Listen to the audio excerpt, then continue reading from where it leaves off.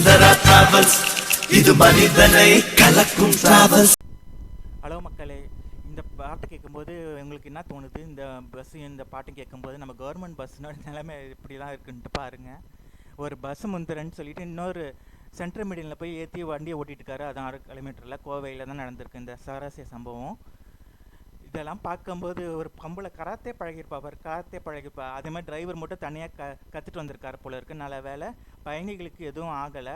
இதை பற்றின கருத்தை கீழே கமெண்ட் பாக்ஸில் கமெண்ட் பண்ணுங்கள்.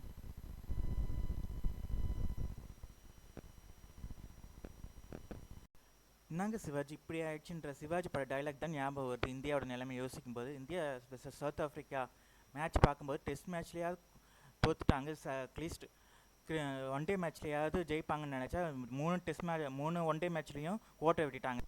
இதெல்லாம் பார்க்கும்போது பேசாமல் கோலியே கேப்டனாக இருந்திருக்கலாம் போல இருக்குது. ஒரு மேட்ச்சு லூஸ் பண்ணதுக்காக அவர் கேப்டன் பதிலேருந்து தூக்கியிருக்க வேணான்னு தோணுச்சு. இதெல்லாம் கேட்கும்போது விஜயகாந்த் சார் டைலாக் தான் ஞாபகம் வருது. ஆத்திரங்கள் வருது மக்களே, அந்த மாதிரி தான் இருக்குது. பரவாயில்ல, போனது போகட்டும். இனிமேல் அடுத்த வர மேட்ச்லேயாவது இந்தியா கவனமாக விளாடணும், நிறைய மேட்ச் ஜெயிக்கணும். இந்த வீடியோ உங்களுக்கு பிடிச்சிருந்தால் லைக் பண்ணுங்கள், ஷேர் பண்ணுங்கள், மறக்காமல் சப்ஸ்கிரைப் பண்ணுங்கள் என்கோர் ஃபோட்டோஷாப்புக்கு. நான் திரும்பி இன்னொரு வீடியோவில் உங்களை சந்திக்கிறேன். அது வரைக்கும் நன்றி, வணக்கம்.